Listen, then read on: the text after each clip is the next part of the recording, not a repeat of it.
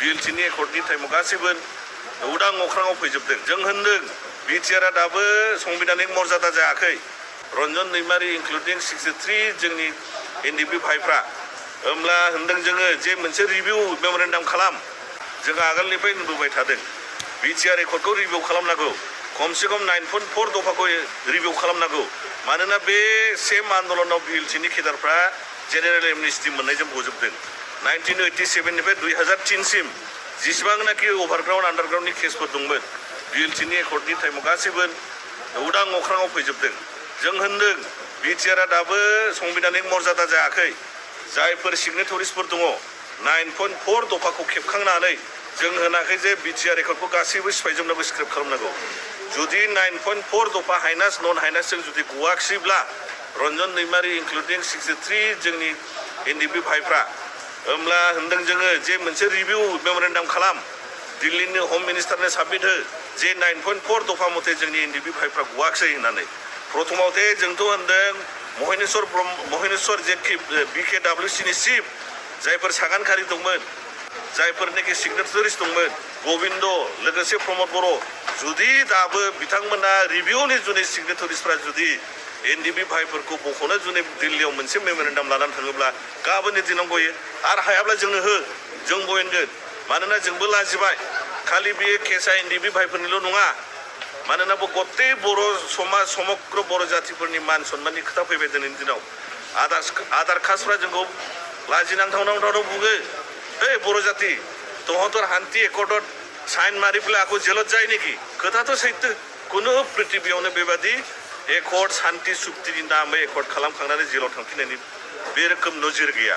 जायनि जुनै होनदों जोङो बे मानसिया पियर एखेबारे मिसलिया, बिनि खोथाव बलायनो नाङा।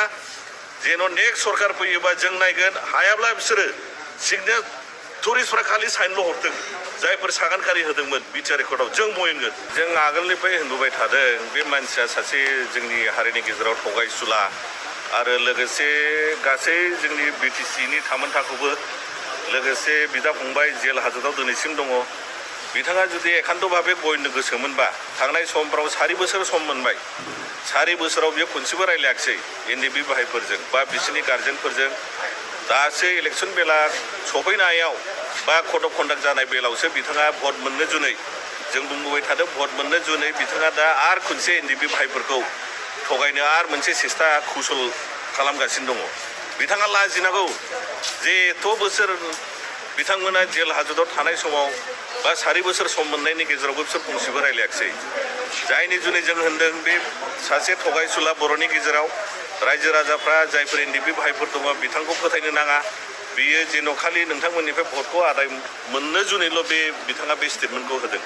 आरो बुंनो थाङोब्ला गत्ते भारतआवनो दा कड अफ कन्डाक्ट सोलिगासिनो दङ, सरकारबो गैला दिल्लीयाव। बुंनो थाङोब्ला बिथांमोना जायफोर जेल हाजतआव दङ केडार लिडार्स इनक्लुडिं 63नि एबाब, जे बिथांमोननि केसा NIA CBIआवसो बिथांमोनखौ कनभिक्सन खालामना दङ बा बिथांमोनखौ पेन्डिं खालामनानै जेल हाजतआव लाखिनानै दङ।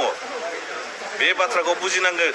CBI NIAनि जे केसफोरखौ हम मिनिस्ट्रि एबा हम एफेयार्सआसो नायनाय जायो। दानि समाव कड अफ कन्डाक्ट सोलिगासिनो दङ, दिल्लीयाव खुनु सरकारानो गैला NDAनि। अब्ला बे समाव बिथाङा माबोरै नोङो नेक्स्टआव बयनगोन होननानै बुंखो? बे एखेबारे मिसा खोथा।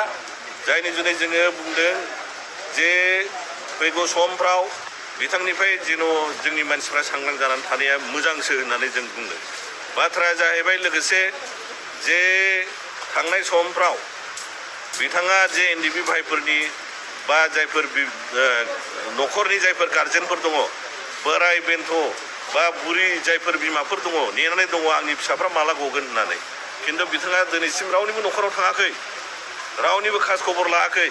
दिनैहाय नोङो इलेक्सन बोथोराव कड अफ कन्डाक्ट सोलिनाय टाइमावसो दिनैहाय बिथाङा माने बिभिन्न मानसिफोरखौ लेंहरनानै जोंनि माने सरल सहज मानसिफोरखौ बलायनो फुस्लायनो आरो मोनसे इलेक्सननि मोनसे मा होनो भट मोनगौबा बियो मोनसे रायजो राजाफोरनो मिसा मोनसे माने मा होनो बेखौहाय मोनसे फोथायथों होननानै गावखौ मोनसे इलेक्सन बेलाव भट आदायनायनि मोनसे खालि कौशल बियो।